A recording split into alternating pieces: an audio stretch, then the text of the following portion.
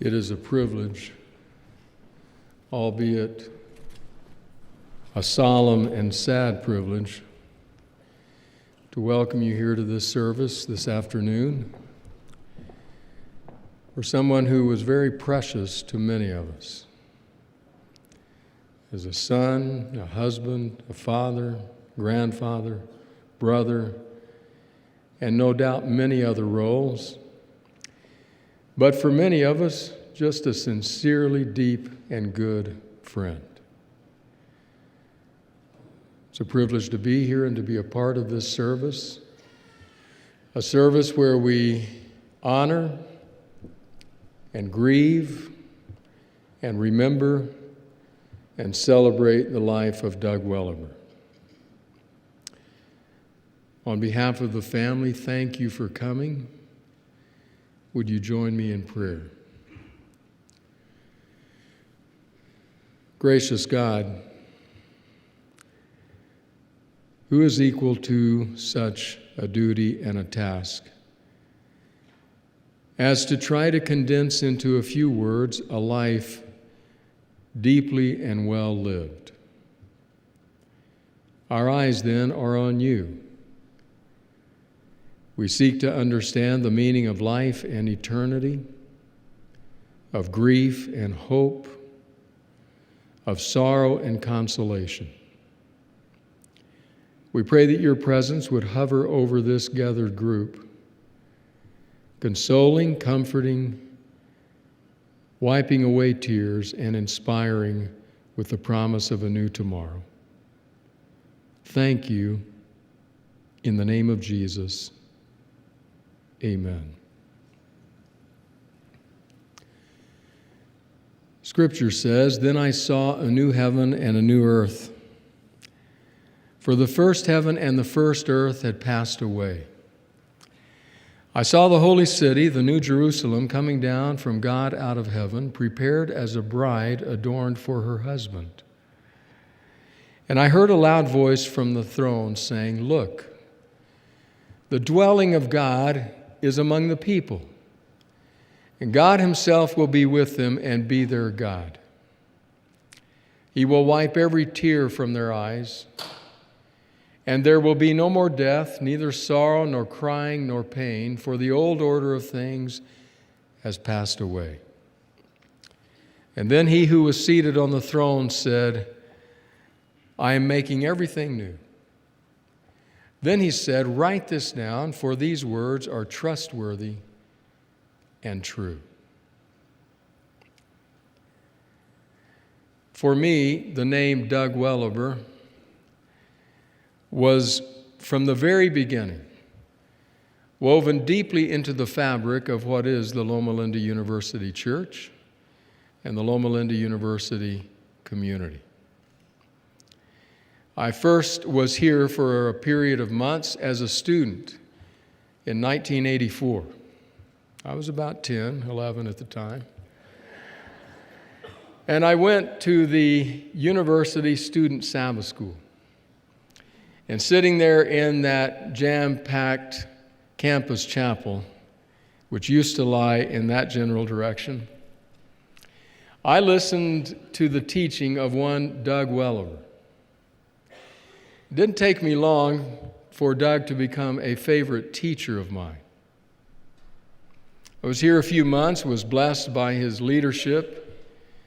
I was a bit out on the fringes. He wouldn't have known who I was at that time. Left and went back to Texas for 2 years and then returned full-time to work at Loma Linda University Medical Center. Jerry Davis, who was the chaplain director at the time, said to me, one of the first things he told me was, "Go down to University Church, get a change of membership form, and transfer your membership there. That's our church."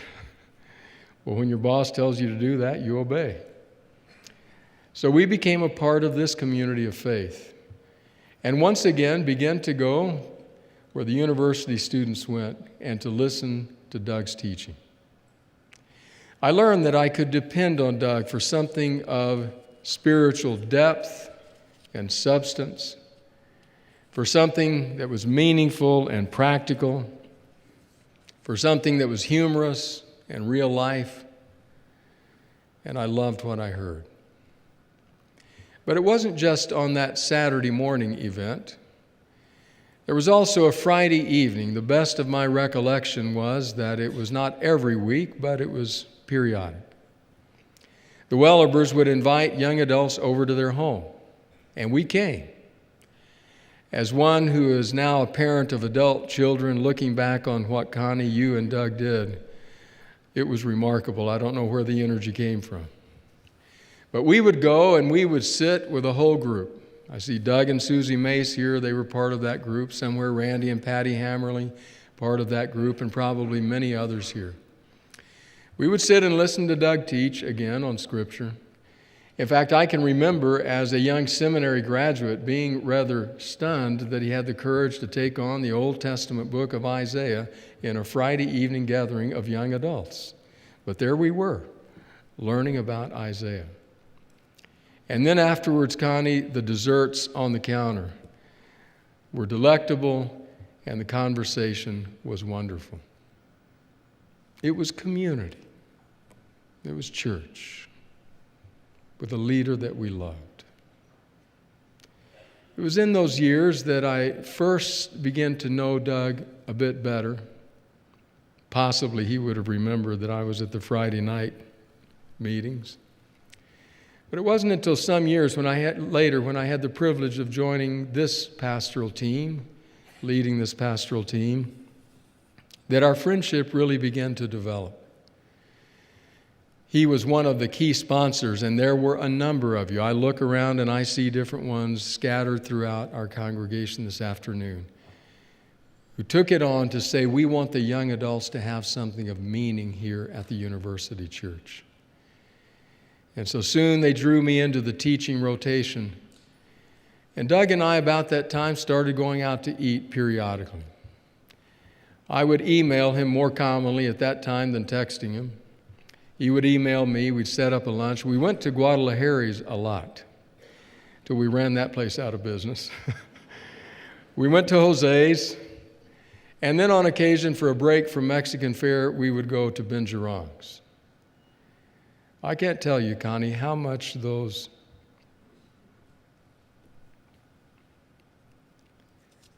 lunches mean to me. Wonderful conversation about life, about church, about family, about teaching and preaching. Wonderful conversations over the years. It called to mind for me the words of Proverbs. The sweet smell of incense can make you feel good, but true friendship is better still. It was during that time that I was invited to do a quarter or so of speaking here for University Chapel. It's kind of a daunting task. And so I agreed on one condition, that Doug could do it with me, that we would switch weeks. He would do one week, I would do the next week. And it was a great quarter for us. I don't know what the students would say, but it was a great quarter for us. So there were many occasions like that.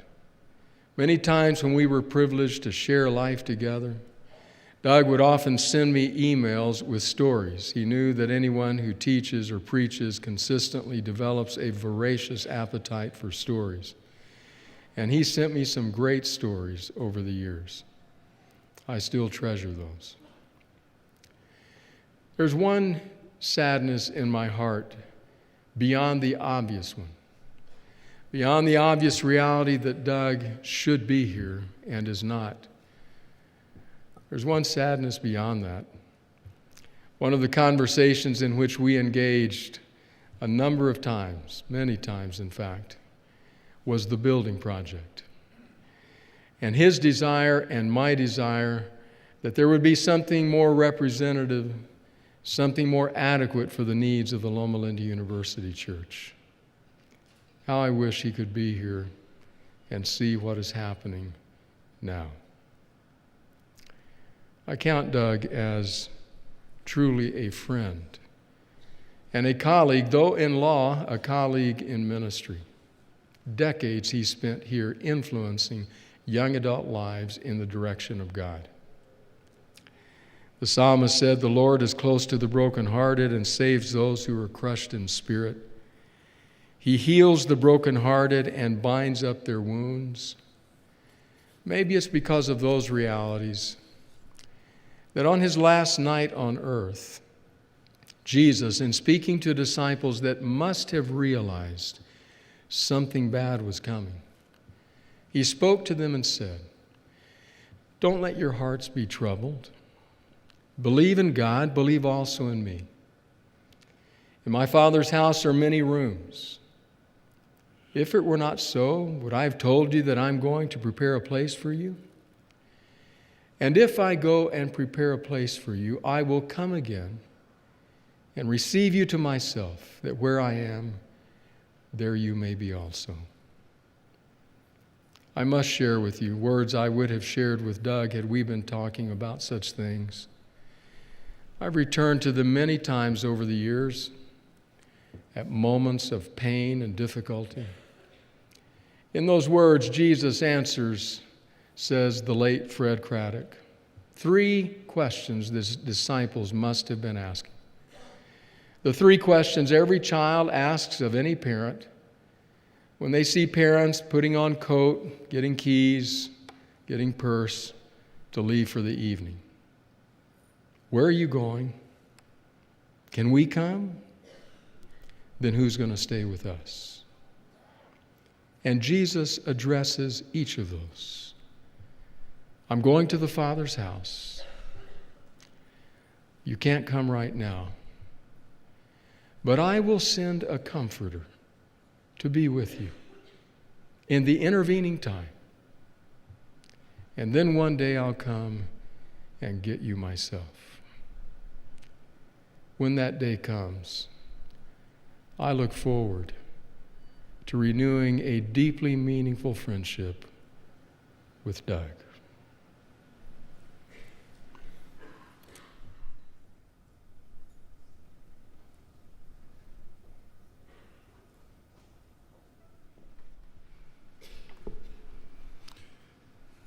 I am honored to have been asked by Connie to say a few words.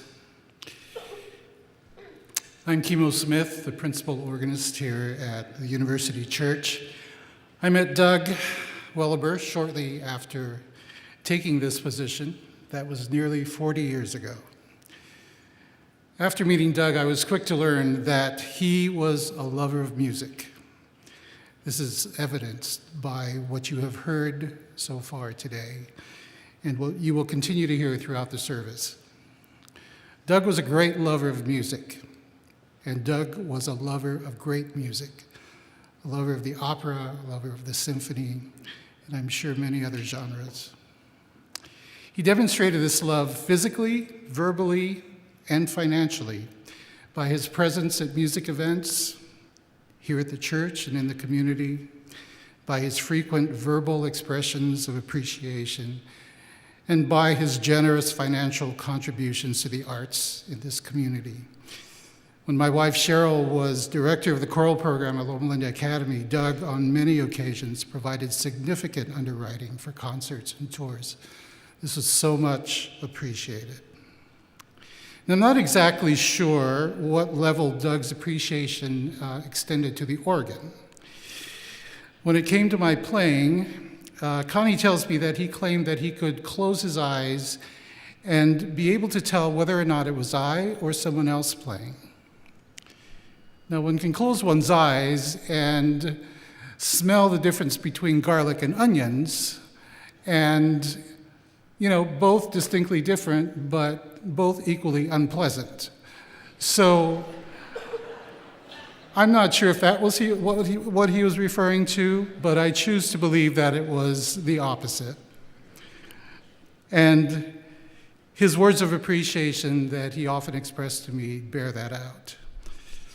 Occasionally, perhaps because he had maybe heard some of my pieces played in church a few too many times, he would seek me out and say, "Hey, are you acquainted with," and he would name a piece. And most of the time, because this is my profession, I would say, Yes, I am. Now, of course, this was not a question that was just asked out of curiosity. And so the next few days and weeks would find me digging out this piece from my library, practicing it, preparing it, and eventually playing it in the service, much to Doug's delight.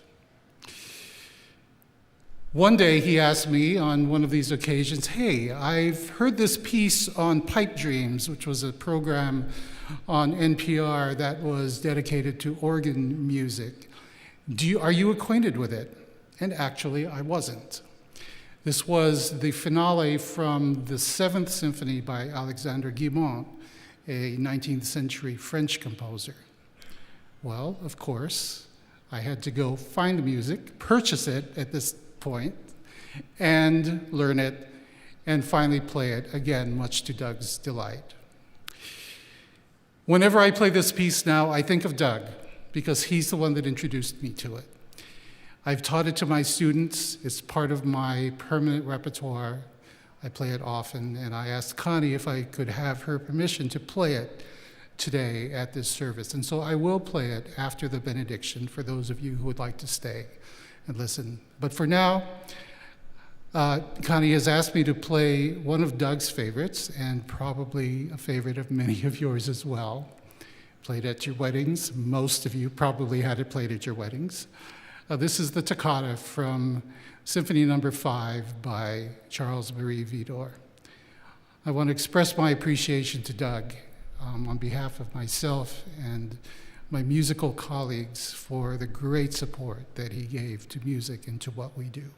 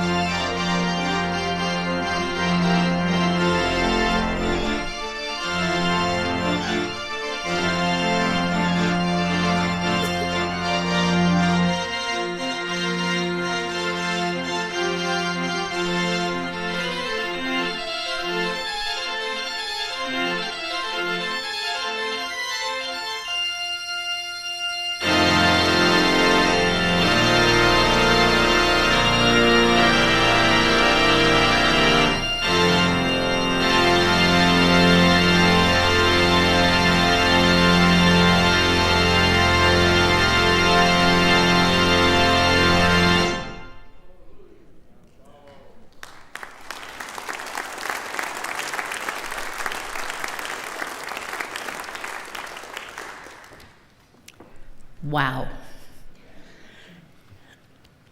Now I have to swallow the very large lump in my throat. So it has been my very good fortune to have been able to call Doug Welebir a friend for over 55 years. We met when he and my husband, Rick, were classmates at USC's School of Law. Doug and Rick became good friends and studied together regularly.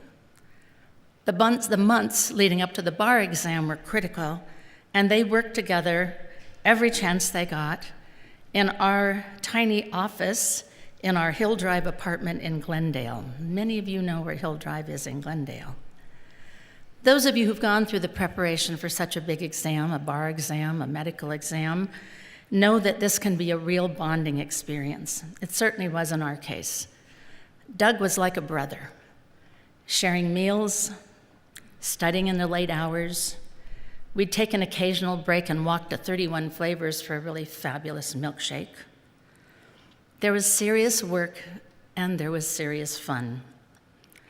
It was not uncommon for us to play some pranks on each other. We were, after all, we were kids. So I was wary one day when Doug walked into our place carrying a shoebox, and he said it was for me. Now, I'm quite sure it was Benita that inspired the contents, because inside was a young canary. A return trip to his car, and Doug had everything anybody would ever need to be a canary parent. We found the perfect place for the birdcage in our very small kitchen in our relatively small apartment, and enjoyed hearing that sweet canary learn to sing. Now, what Doug didn't know was that my husband was a sucker for any kind of pet, and that this would send us down a dark path of bird hoarding. I learned not to send my husband to the pet store for birdseed, because we didn't have room for the increasing number of cages that were moving into our rather small apartment. The revenge we had on Doug was that a certain one of our birds, a cockatiel, and by the way, my husband felt cages were sort of silly. The birds should just be free to fly around. And so the revenge we got that was whenever Doug came over to the house, we had a cockatiel who would fly directly to Doug's head and light there and stay. And you don't want a bird sitting on your head for an extended period. So needless to say, we never let him forget where his thoughtfulness and Benita's led. I still have a clear image of the day that I dropped Doug and Rick off to take the 3-day bar exam at the old Ambassador Hotel in Los Angeles. Quite the stunning setting for a very serious endeavor. I swear that when I picked them up 3 days later, they looked and sounded like they'd aged 3 decades, not 3 days. Soon after the bar, my husband joined a law firm in San Bernardino, and of course, Doug returned to Loma Linda. So lucky for us, our friendship continued, and for years we've enjoyed the warmth of the Welebir family. Many of you know that Doug dove into his community with both feet, and he landed on a committee to examine the possibility of Loma Linda incorporating as a city. Now, truly, Doug was in his mid-20s at the time, right? And we thought that this was very, very serious work for our friend, beyond what he should probably be endeavoring to do. So imagine how blown away we were when the city did incorporate, and Doug, at age 27, became Loma Linda's first mayor. For a look at just how young he was at the time, there's a portrait of Doug in the council's meeting room, just behind the dais in the city council chambers here in Loma Linda. His time in office was an impressive time, and he made a huge difference in his community. He was serving on the council at the time the VA hospital was built. He was there to cut the ribbon when they dedicated the hospital. So much was accomplished during those early years, and of course his leadership played a huge role. Many years later, I had the honor of serving as the first woman mayor in the city of Redlands. So we over time had lots of good chuckles about what it was like to be the first in those roles, and I can't share with you some of the things we talked about that we learned or did as mayoring. Believe me, if either of us had been told in the early 60s that we'd be serving in such seemingly august positions, we'd have had a good laugh. Oh, and by the way, Doug made it clear to us that he was going to do all he could to convert us to join his family right here in this church. This, in spite of regularly walking into a house that smelled of cooking bacon or a steak on the grill. But he gave it his all, and we knew how deeply Doug felt his faith and how much he cared. Doug was a big part of my husband's and my early years together. He was in our wedding. He was with us a lot. We loved him, admired him, named our first child for him, and enjoyed every opportunity we had to be together. When Doug introduced us to Connie, we knew immediately that he had met the perfect life partner. They were an amazing team and raised a wonderful family. It's difficult when one of the team members is gone, but the love of family and friends makes each day easier. It won't stop us, however, from missing Doug every single day.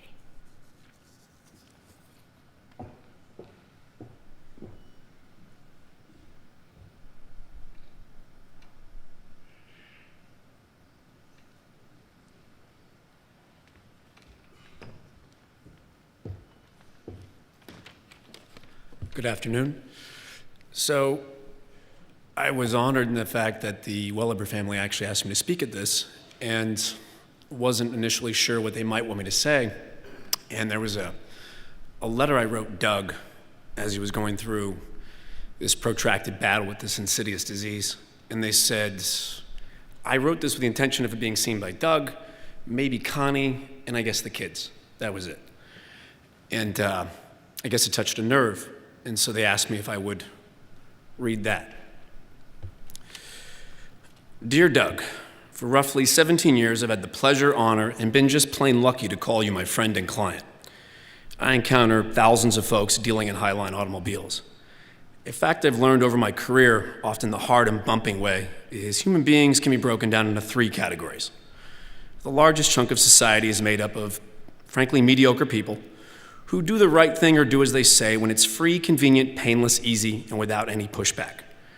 The moment there's a bump or some kind of resistance, especially a couple of bucks, these people will hide, jump, run for the easy, momentarily convenient, and weak option, which ultimately never pays off. Second category is the worst. It's made up of genuinely bad folks who will do anything and everything to pursue their short, medium, and long-term interests to the detriment of anyone and everyone else at all times. Lying, fraud, accusations are the daily trade for this decent-sized group of humanity.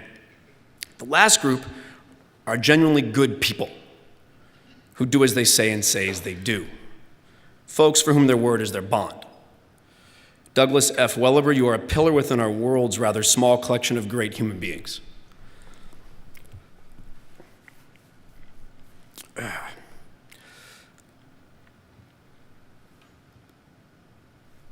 Excuse me.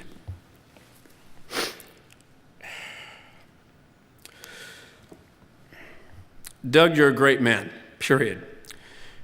Never one to brag about your accomplishments. I found out over the years about your early days as a mayor, the courtroom successes, etc. Never from you, but Melissa, Matt, Connie, and even Mark Vanucci. Another great trait is your true faith and how you never bring it up, attempt to push the religion on to anyone else. It stays within you and is real to you. I respect that in people of all faiths. You can speak intelligently on anything.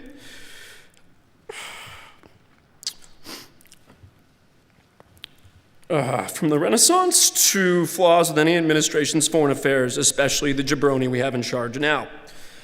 A Renaissance man. You have sown so much faith in my service over the many years that leaves me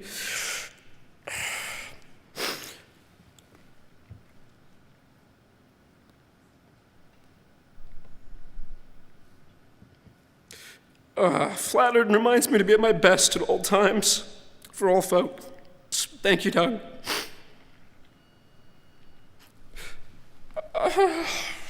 There isn't much I can say, Doug, to assuage with these times. If my words could achieve that sort of power, I would. Thank you.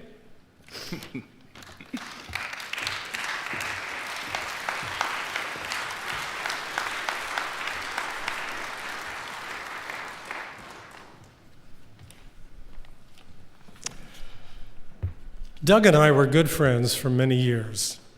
We got acquainted through our wives. Connie and Gail were classmates in Loma Linda's School of Nursing. And as time went by, we enjoyed watching our children grow and doing fun things together, like water skiing and swimming. We'll always remember the beautiful shower that he and Connie hosted at their lovely home in Redlands for our daughter and her fiancé not long before their wedding. Doug exhibited a remarkable combination of professional excellence, interest in public service, strong religious commitment, and a capacity to enjoy life, a constellation of qualities that don't always go together. Doug was a valuable friend of Loma Linda University. He served for 5 years on the Board of Trustees, and he participated on a regular basis in some of the courses taught to senior students in the School of Medicine. For 10 years, he contributed to a seminar on law and medicine directed by Dr. Donna Carlson, who said she had a wonderful time co-teaching with him. One of the memorable sessions involved a presentation on the anatomy of a lawsuit, with Doug playing the part of the plaintiff's attorney and another attorney representing the defendants. Students found it one of the most valuable sessions in the course. For a number of years, Doug also gave a lecture on legal issues related to medicine in connection with the annual alumni convention at Loma Linda University. He was a very effective communicator, and his presentations always received high marks. Doug was also a person of faith, and he was particularly effective in representing his church and serving its young people. He taught the youth Sabbath School in the Hill Church here at Loma Linda when he was just 25. He taught a Sabbath School class for young adults for years with Dr. Bruce Wilcox. And along with a number of other friends, he and Connie organized and led a Sabbath School in the Wong Curley Center here on campus that attracted literally hundreds of young adults week after week. Doug was a wonderful example of faith in action. He exemplified the valuable role that a dedicated Christian can play in service to church and society. Doug and I shared a keen interest in music, actually in opera, particularly the singing of Italian tenors. Doug had done some legal work for us, and as a gesture of thanks, Gail and I got tickets for the 4 of us to attend a concert at the Hollywood Bowl featuring the renowned tenor Luciano Pavarotti, who was then the talk of the musical world. We made the drive together with considerable anticipation, and on the way, Doug and I offered each other our best imitations of a tenor singing opera. Our wives ended that exercise in short order. And when we arrived at the bowl, we looked at the marquee and found to our great dismay that the singer for the evening was not Pavarotti, who had apparently taken ill, but a Wagnerian tenor whose name I have forgotten. Not that there's anything wrong with Wagner, if you have half your life to listen to his operas, but it's not the same. We endured the evening, and later on we managed to take in a Pavarotti performance together in another venue. Doug will be missed by the many lives he brightened with his winsome smile, his warm sense of humor, and his encouraging spirit. In memory of Doug, we'll now have the pleasure of hearing one of his favorite operatic arias, Nessun Dorma.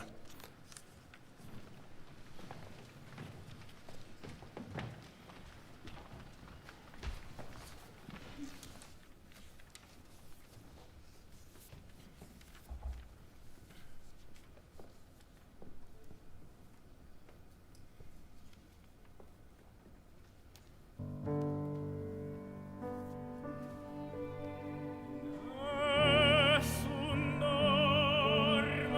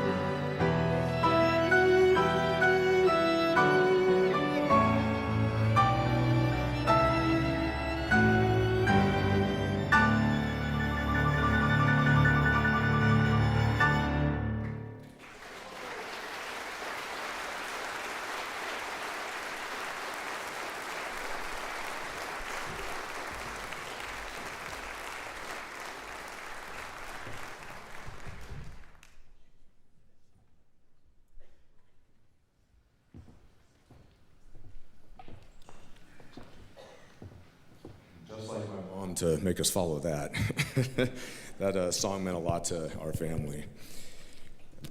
On behalf of all the entire Welebir family, we'd like to thank all of you for your presence here today with us. It's really appreciated, means the world. Our father deeply impacted a lot of lives, echoed to us by many of you here now, and we know he'd be honored at this turnout to celebrate his life. I'm going to do this morning. Just press forward.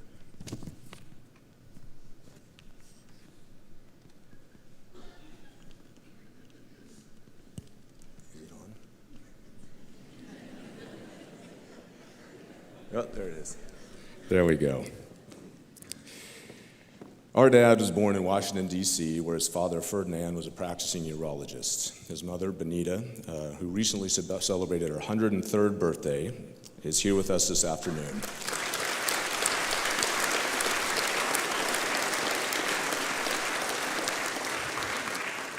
And she is something else. She's a full-time mom to 5 children. When Dad was 10, the Welebir clan moved to Southern California. But before leaving, he had the opportunity to sit in the Congressional Gallery and watch the Joseph McCarthy hearings, an experience that set him on a determined path to become an attorney. Throughout his life, he would maintain that the practice of law was built to protect people who had been treated unfairly. Fortunately, our dad was no slouch in school. He made his way through the lower level academics very, very quickly and arrived at La Sierra College at 15 years old. He required a chaperone to drive him on any dates. The young man was already showing a lot of grit. He majored in history, always had a great love for his country and its origins, but he specialized in the World War II era. At age 19, he was accepted in the USC School of Law and completed his degree at the ripe old age of 22. 2 years later, Dad met our mom, Connie Anderson.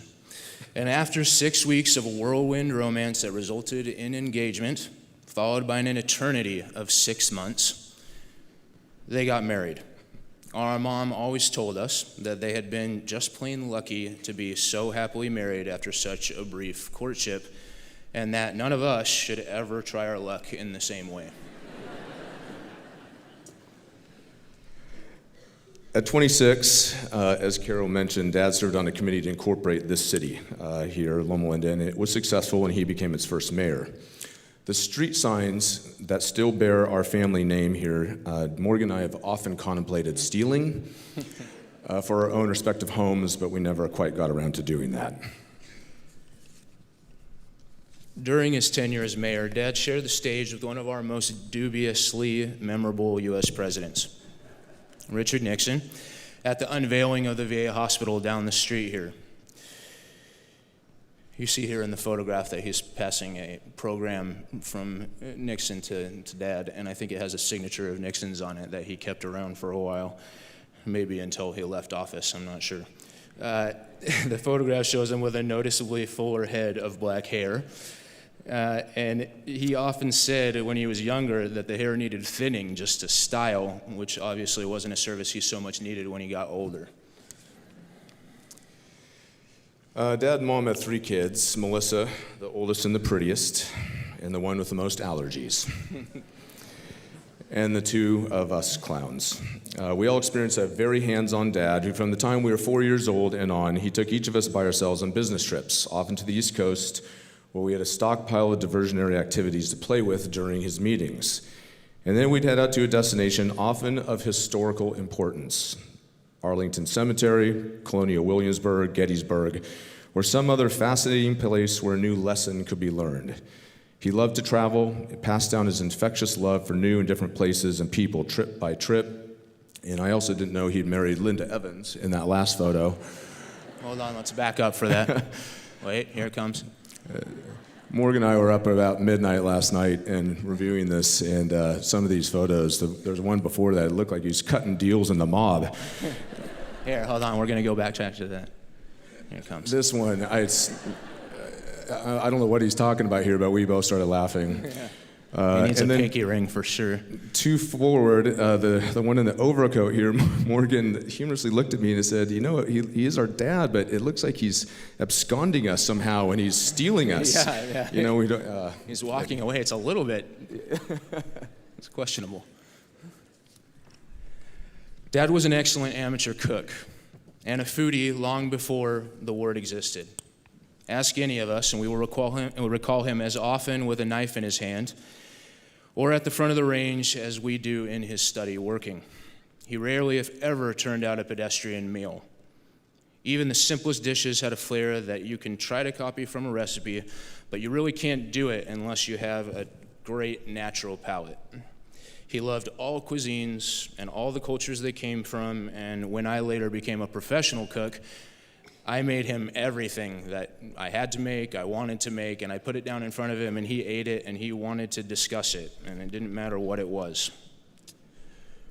So let's move forward so we're referencing the correct pictures. These are some from travel. Here we are. That's me. I'm an OBGYN now. My wife owns a business. We have a son, Joaquin, who's 2 years old, and Joaquin spent a lot of his short life using his happy personality often to make Pop laugh, smile, just enjoy his life, even toward the end when things were very, very difficult, and that was his role. And we luckily got out from the East Coast to put him in the same room as often as we possibly could, and if not, the wonders of FaceTime handled the rest. And I'm Matt, Morgan's older, smarter brother. And that was his family at my wedding. Oh, yeah. I own a Las Vegas-based dental group, and I limit my personal practice to implant dentistry. My wife, Pavon, is sitting right here. She's a clinical pharmacist and is pregnant with my first child, a baby boy due in August. Yeah. And our sister, Melissa, is an attorney, practiced with Dad for 8 years before having two sons, Gabriel and Jonas, sitting down here, and continues a busy practice as legal counsel to various organizations. Her husband, Brent, is a civic and personal financial planner, a third son to Dad, and a good-as-blood brother to us. Dad was married to our mom and practiced law for 50 years, both of those things. Those years were spent as a passionate civil trial attorney focused on personal injury, products liability, and toxic tort, and included case victories that affected everything from Toyota's car design to thousands of plaintiffs' lives impacted by commercial toxic waste dumping that found its way into their water supply. In addition to the law, Dad always found time to cultivate his church, his community, and his family, which we have heard about already from the people that came before us. He was a rancher at heart, and over the years planted more than 100 rose bushes, always a different color, always a different style. As kids, we spent whole days outside with him, tending to the orange grove, working on vegetable gardens, and learning how to ride the horses he loved so much. Following a back injury, family vacations evolved from snow skiing, which we still do to this day, to scuba diving, a love that endured for the remainder of his life and instilled our deep love for the ocean, its power, and inhabitants. He fished often, blue water to Wyoming River fly fishing, and loved every moment. He was passionate about music, particularly classical and opera, as you said, and a vivid memory of mine was Pavarotti's unparalleled tenor blaring on vinyl on a Friday night. It just pervades my memory as a child. Dad was also a skilled craftsman. He was a master of fine woodworking. From the front door of our home to the kitchen table on which we dined all came from his hand. Ultimately, our dad did everything right as far as we're concerned. Even the things he didn't know how to do or was only just beginning to understand, like the cancer that took him, he met head on with a smile and a wink. He was a true hero when it came to fighting hardships on behalf of others and a master of overcoming his own, even when he knew the outcome. He is already greatly missed, but will live forever in our hearts.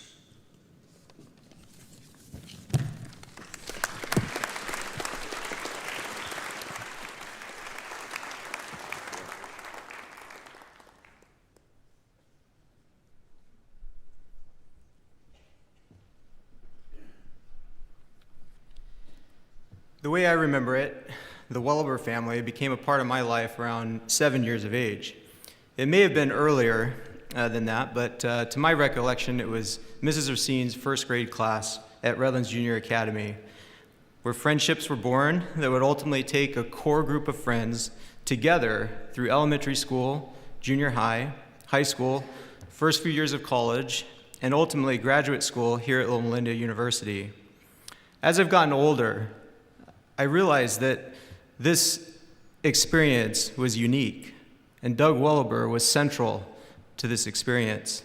Birthday parties, swim lessons, graduations, family vacations, Sabbath afternoon lunches. The memories and experiences are vast. In all these experiences, I witnessed a man who truly lived an exemplary life. You cannot fake authenticity, and Doug was a man of character and authenticity. Many of my fondest memories are gatherings at the Welebir household. It was out of this house, nestled in Orange Grove, that Connie and Doug started this journey of ministry to young adult university students. Doug and Connie had a busy life. They were raising 3 children, and Doug was immersed in a demanding law practice. Yet they felt compelled to open their home for Friday night Bible studies, where food, fellowship, and music created an environment for spiritual growth and lasting friendships. I am certain there are others, but I personally know of 2 couples, Doug and Susie Mace and John and Missy Nelson, who attribute these Bible studies to meeting their marriage partners. It was during one of these Friday night gatherings, while Doug was using the Sabbath hours to instruct hearts and minds, when Doug's oldest son, Matthew, David Kaziski, and a not-so-smart version of myself, embarked in a clandestine mission to the streets of South Redlands. In the dark of night, the Welebir go-kart was successfully extracted from the barn, quietly loaded into the back of David's Ford Ranger, and with stunning lack of insight or common sense, we were soon taking turns, zipping through the back roads of Redlands. As Doug continued to delve into the Word, there was a police chase that would ultimately end near Caroline Park. My ill-advised attempt at an off-road escape was ultimately thwarted, and a court date was eventually set. As I awaited my fate, at the time of my life's greatest need for legal counsel, the usually verbose Doug Welebir was a man of few words. His advice, Chucky, just show up. Fast forward 5 years from the go-kart incident, and I returned to Loma Linda as a medical student. It was around this time that Doug had committed to help Pastor Fred Kaziski teach the lesson study at University Sabbath School. His lessons were always well-prepared, thought-provoking, entertaining, and inspirational. Those early days, to my recollection, there were a few chairs, but God was at work. And soon the approximately 250 seats in the campus chapel were at capacity and beyond, with latecomers packing in to stand across the back and even spill out into the entryway, which was actually behind closed doors. A team of Sabbath School sponsors was formed. These were couples, many of whom are likely sitting here today, who recognized the impact that this ministry had to students and dedicated their precious time to the Sabbath School. Doug was the anchor for this team, Right at his side, there is Connie. Her boundless energy, creativity, vision, and special gifts for presentation and aesthetics. Together, they were a powerful force. It was a huge undertaking that continued to grow and evolve. There was an eventual transition to the Wong Curley Conference Center, where more than 600 students would come together for worship on Sabbath. This was a ministry of dedication that endured week after week for more than a decade. Over the course of the past couple of weeks, I had several meaningful conversations with friends, acquaintances, and several of the Sabbath School sponsors who worked side by side with Doug and were deeply impacted by his ministry. Here are some of their words. Doug was a natural leader. He was charismatic, thoughtful, and decisive. He was a wise man who gave wise counsel. A man of tremendous intellect and self-taught biblical scholar who was able to convey a message in a clear, concise, and logical manner. And perhaps my favorite, he treated people with respect, regardless their station in life. The young people of the University Sabbath School were drawn to Doug. He was a lay preacher, a man of the people, so to speak. He had an ability to personalize his influence. Although he'd be speaking to an audience of 500 or 600 people, he sought out interactions on an individual basis, and many students over the years would benefit from advice and counsel he would provide on the individual level. This was a ministry that literally changed people's lives. A powerful example of this is from a friend who is now practicing dentistry in Northern California. John was one of those who attended the Friday night Bible studies at the Welebir household. With emotion in his voice, he explained to me, Doug Welebir changed my life. I owe the best aspects, the best parts of my life to him. My marriage, my boys, my understanding of and blessing from the Sabbath. During John's time as a student at Loma University, a time of great questioning for him, a man-to-man for Bible study, counseling, and advice.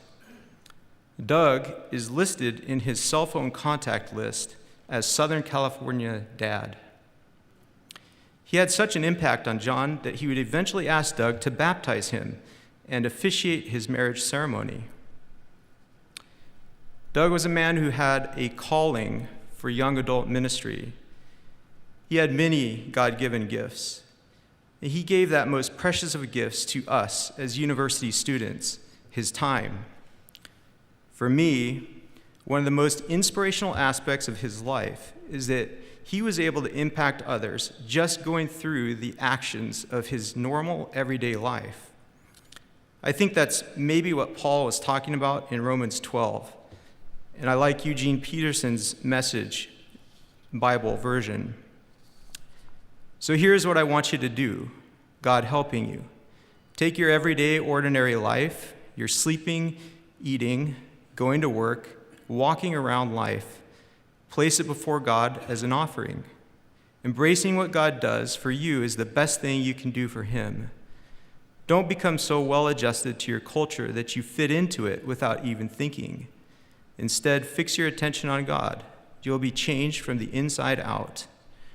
Readily recognize what he wants from you and quickly respond to it. Connie, Melissa, Matthew, and Morgan, I know that I speak for many fellow students when I say I am forever grateful for the time Doug and you invested in us as university students. We've been given an example of a life well lived.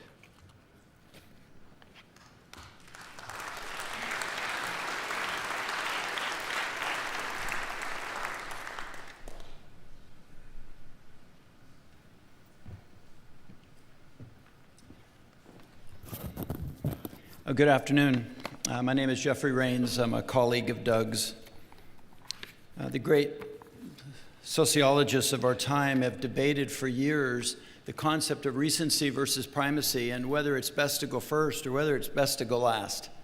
And having sat out here this afternoon, like many of you, waiting for my turn to speak, here's what I've concluded. Don't follow the tenor.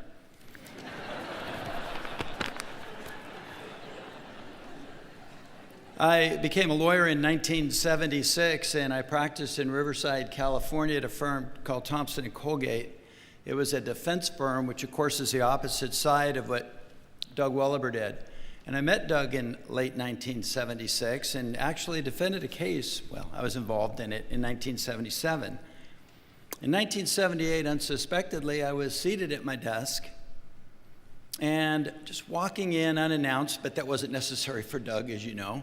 He came into my office, shut the door, and he said, "Jeffrey, you're not a defense attorney, you're a plaintiff's attorney." And I said, "Doug, I'm in a defense firm."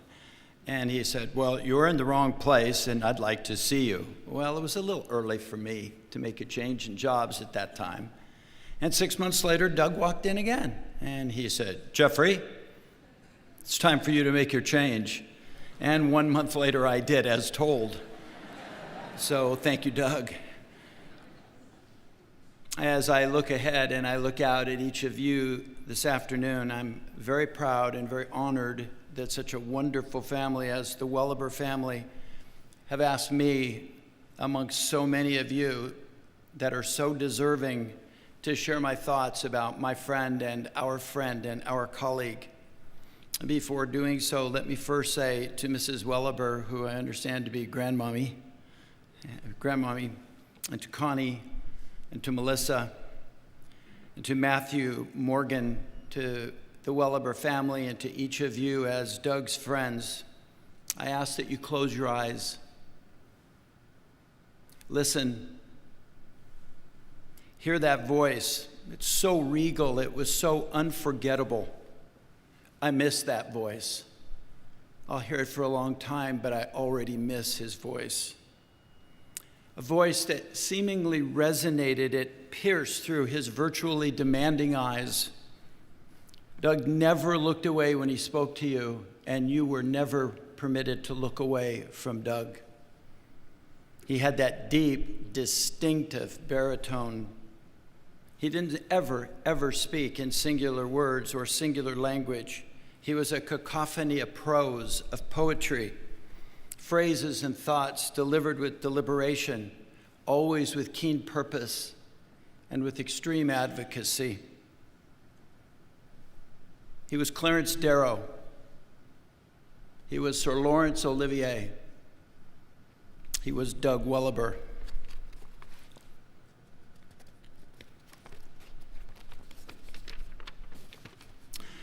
Doug would teasingly grin. He had that boyish, almost impish grin about him all the time, but it disguised his hallmark sound. It was almost as if you looked at his face and then out came something almost unexpected. He was a master of communication, but he forever had one consistent trait. There was never, ever a doubt. Today, each of us contemplate, we respect, and we share the love of a life-enduring memory of Doug. I embrace my experiences of Doug, and while we celebrate his life today, I'm personally struggling with the pain and the sadness of his loss. I realize that honors and recognition that he has received, and others in this room, they, along with their possessions, pale significantly. They're insignificant, they're trivial in light of what Doug's friendship has meant to us and what his leadership has meant to this church and to this community, as you've heard today. So collectively this afternoon, we hold hands and we give praise, and we share a commonality for a very special person who will be dearly missed, but who we are all so privileged to know.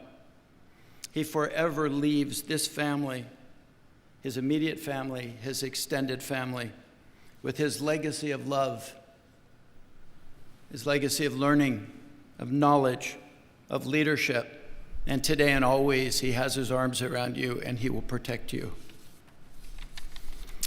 He leaves his friends with many opportunities. We have opportunities to think, to debate history, to laugh, to promote accountability of ourselves and accountability of others, and to tell our favorite Welebir stories for years to come. He left his adversaries with a fervent commitment to civility, a legacy always of fair competition, a challenge of a hard but yet a fair fight, and at the end, the dignity that follows. In time, these sad thoughts will dissipate, they will fade, and we will embrace our feelings, and we will be able to secure his memory in each of our hearts. On my behalf, on your behalf, thank you, Doug. Thank you for your love, for your laughter, for your teachings, and for your countless restaurant recommendations. Jeannie and I were leaving for Florence, Italy several years ago, and I heard, well, do you have a restaurant reservation, Jeffrey? And of course, honestly, my thought was, well, of course not. Okay, and I said, well, yes, who wouldn't? We have several, indeed. Well, when Jeannie and I concluded a magical night in Florence after dining for 4 hours, we toasted Doug for introducing, if not insisting, that we spend our evening and experience Lungarno Bistro. We have pictures of it, and we will never forget that evening. So when I was asked by Connie and Melissa to share some collegial thoughts, I considered that I'm very privileged to know many successful attorneys and distinguished people. And as I jotted them down, along with Doug's name, 7 of them came to mind. As I challenged myself to identify Doug's similarities and his differences, I began to ponder. And the thought process went something like this. Well, there are those of them who have been founding members of very distinguished law firms. Many have 2 partners that went on to the Superior Court. Longtime friends Don Alvarez and Cynthia Ludvigsen. Then I thought, well, that eliminated 1, and now there were 6.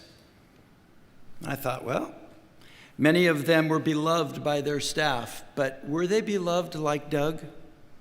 Doug referred to his staff as his office family. Kathy was Doug's secretary, his personal watchdog for 35 years. And other members were there as well for countless years, and he fostered a caring environment for his employees and his friends. And in turn, he received something that money doesn't buy. He received their loyalty and their friendship. And that eliminated 1 more, and now there were 5. Very few had the partners that Doug had along the way, partners who had unquestionable ethics and character. Partners like Bill Brunick and Jim Tierney, partners who participated and experienced the joys and the inevitable challenges of being Doug's partner. Both Bill and Jim shared with me wonderful stories of the good times of being partners with Doug. Then there were 4. His peers were not just lawyers, they were the finest lawyers. He relished a spirited debate. He reveled in countless victories, and he agonized over the infrequent, occasional stinging defeat.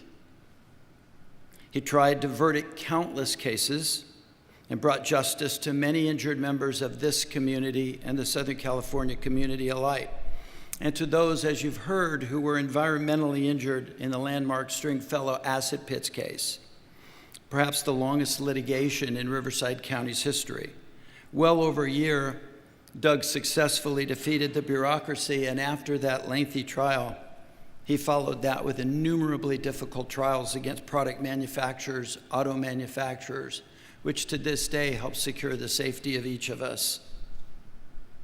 And then there were 3. Doug was a member of an esteemed trial lawyer organization, the American Board of Trial Advocates. He was the president of our local chapter, and this organization only admits the most respected attorneys in the community, but above all, communities who evidence civility even more so than trial skills. The highest accolade rendered by the organization is the title and the distinction of diplomat. Need I say more? Yes, he was. Then there were two. It became manifestly clear to me after this process that whom among this distinguished group in my fiction, in my imagination, became the first mayor of a city, let alone before he even needed a clean shave. Who has a street named in his honor? Who's the driving force behind a veterans hospital to this day cares for so many and will for so long? And now only one remained. One incredibly gifted, loving human being. And throughout his lifetime, from minute to minute, from year to year, Doug Welebir believed and practiced a deep commitment, as you've heard today, a commitment to his faith. When he would email me on a Friday, he always concluded by wishing me a good Sabbath. Our beliefs differed somewhat. Of course, he knew more about his than I, and he knew more about mine than I. Doug did this while always maintaining a very passionate career, a distinguished career, but most importantly, he never lost sight, he never lost touch with his prized virtue. An unwavering love, an unwavering devotion to his family. Yes, this Renaissance man, as you've heard, a true lover of the arts, lover of music, a lover of fine foods, lover of friendship, lover of a good joke. He knew that all the meaningful things in life that I've just talked about and more emanated from the strength and the love that he gave to and that he received from his family.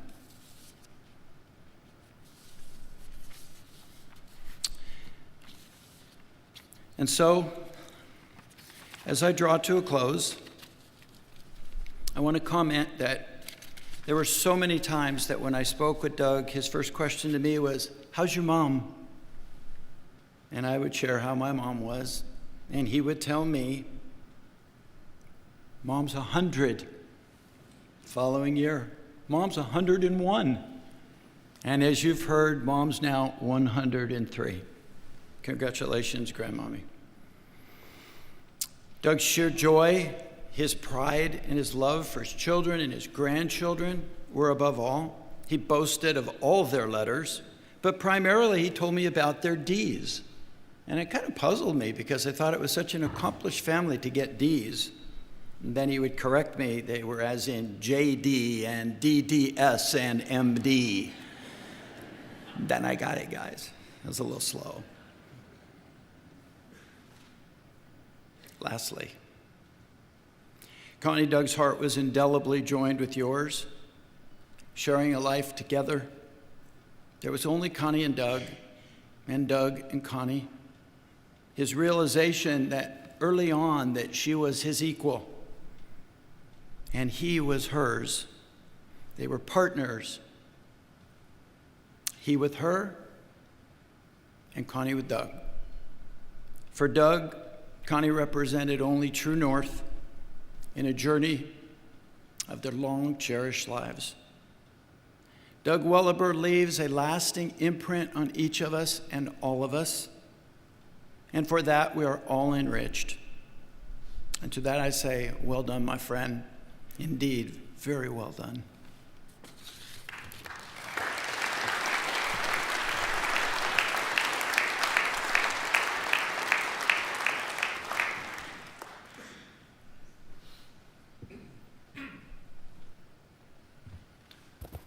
Good afternoon. Connie, Matthew, Morgan, and Melissa. And I didn't have the privilege of meeting you before today, Connie, because I knew Doug from the legal world too, just like Jeff, the same organizations and around courthouses all over Southern California.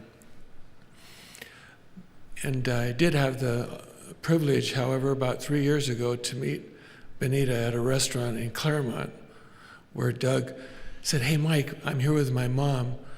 I'd like you to meet her." And I have a vivid memory of that night because and he told me that you were just about to turn 100 and how special that was. And I remember standing there talking to Doug because we really never had a lot of occasion to talk about personal things or family things because that wasn't the nature of our relationship. It was all in the legal world and cases and things like that. And I told him how lucky he was to have you that far along into his career, and lucky that you were able to see all of the wonderful things that he had done for so many people. And I won't ever forget that moment because it was a big contrast to my own life and the difference of what had happened in our family.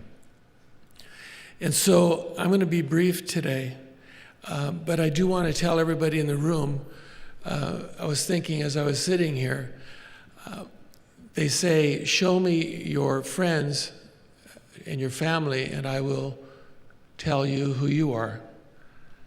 And when I look around this room, when I walked in today, I've been like a kid in a candy store of everything beautiful that I saw here today, starting from the church, the people in the church, how we were received when we arrived, the beautiful flowers. And I don't want to turn my back on and ignore these beautiful people right here. I'd like to give them a big hand because they deserve it.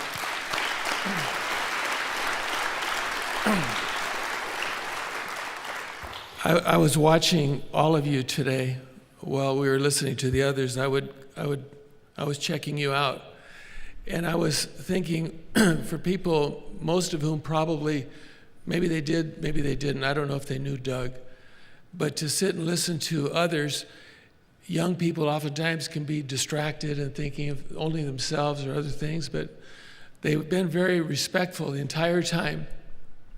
And I was thinking, I was imagining Doug sitting next to me watching this, and how thrilled he would have been, and how thrilled he may be. What do I know of what he sees right now?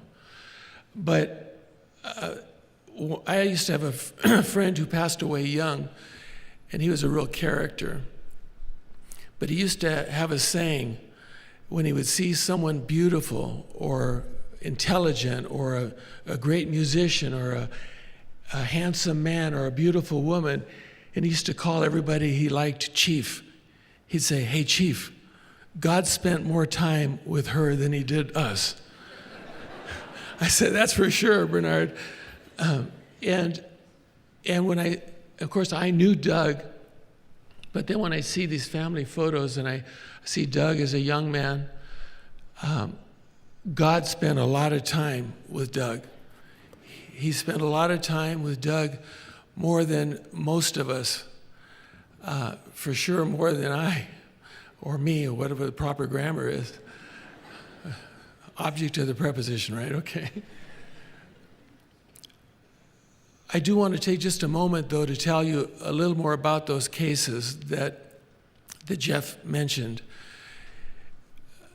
The cases that Doug handled with his brains and with his looks and with his background and his sophistication and his worldliness, Doug Welebir could have done anything he wanted, and for sure anything he wanted in the legal world. Corporate America would have just been happy to pay him gobs of money to represent their interests.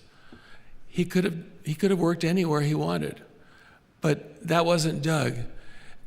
In all of my dealings with Doug, because the nature of the practice I happen to have is the similar kind of practice, where everybody that he was representing had absolutely no hope whatsoever of having the wrongs that were done to them righted and their interests vindicated and be protected unless Doug was there fighting for them, completely at risk, with his own money invested, his own time and resources, and his office family, and it doesn't surprise me that he called them his office family, fighting every day not knowing what the outcome would be, but always fighting the good fight.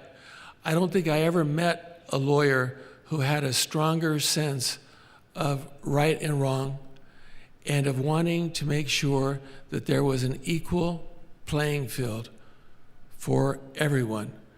And anybody that was represented by Doug Welebir, and maybe there's some of you in the room, trust me, he made the field very equal for you. In fact, he made it slanted the other way because he was that good. And so, not only is it an honor for me today to have been asked to say a few words in memory of Doug, but it's really a gift that you've given me. And I appreciate that gift very much. I'll never forget it. I'd like to read a few words that were written by Melissa. And I think that I may have been asked to read them because a family member probably couldn't make it through all of these words. But I'd like to share them with you because getting to know Matthew and Morgan and Melissa and Connie and the family and everybody in the family, you're all equally impressive. This is how they felt about Doug. These were her words, and thankfully he had the pleasure of reading them during his lifetime and not having only us hear them after he's gone. Hang in there, Dad.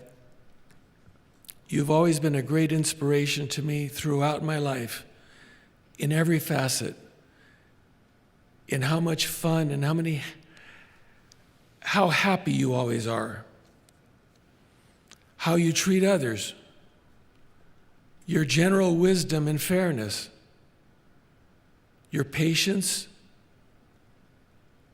your intellectual, academic, and religious pursuits, your work ethic, your kindness, your love for humanity, your love and support of your family and your community, your love of the law and our country, and justice.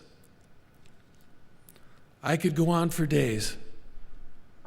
I'm so fortunate to have you as a father and a role model. And you are most inspiring now. I have never heard you utter a word of complaint about yourself throughout this ridiculously awful process, and really haven't heard you complain ever about anything in my lifetime.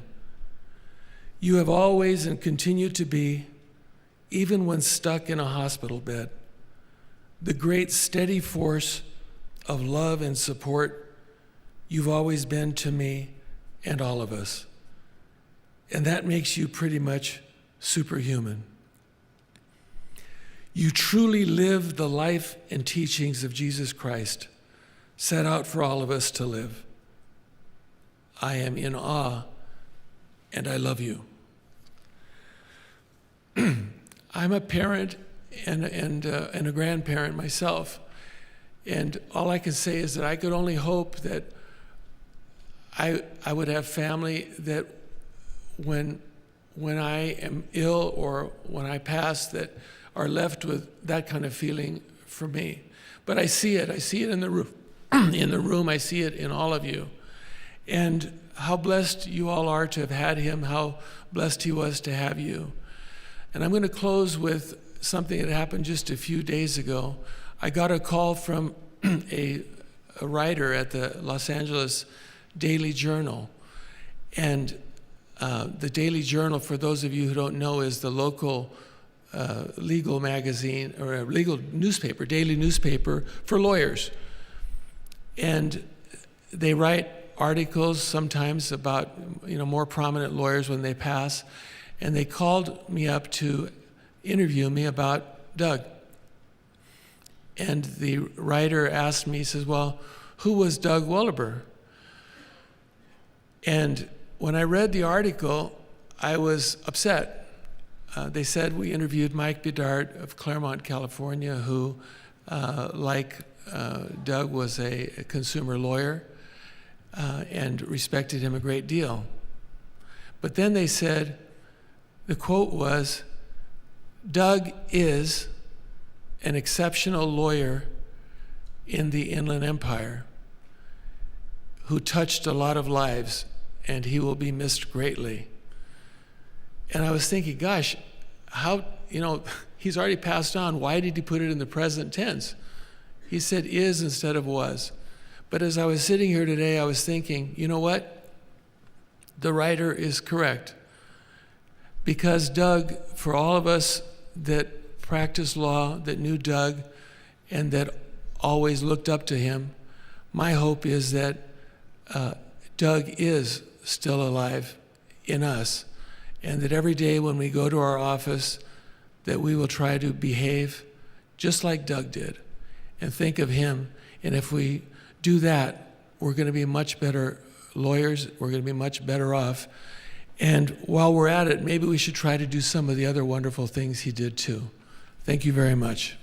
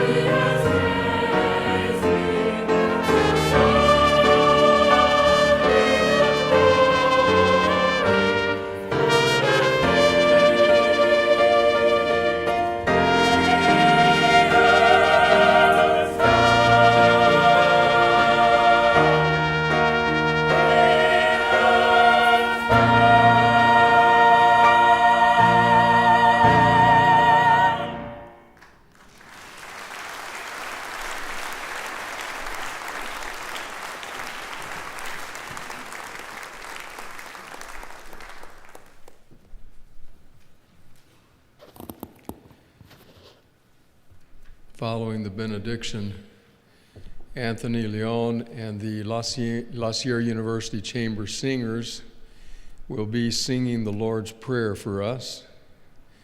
As you heard earlier in the program, Kimo Smith will be finishing with the organ. And then Doug's family, Connie and Melissa and Matthew and Morgan, will be down here in the front of the church. They would love to hear from you, receive your consolation, your support, hear your stories of how Doug impacted your life. I pondered for some time what would be an appropriate benediction, an appropriate blessing, Connie, to close this service that has so beautifully honored Doug. And I decided that maybe the words of the Apostle Paul would be the most appropriate. The words that Paul penned as he was pondering the fact that his life was soon coming to an end. They're words that reflect a life well lived and a Lord well served. Paul said words that Doug might have said. I have fought the good fight. I have finished my course. I have kept the faith. Therefore there is laid up for me the crown of righteousness, which the Lord, the righteous judge, will give to me on that day, and not to me only, but also to all those who love his appearing. Amen.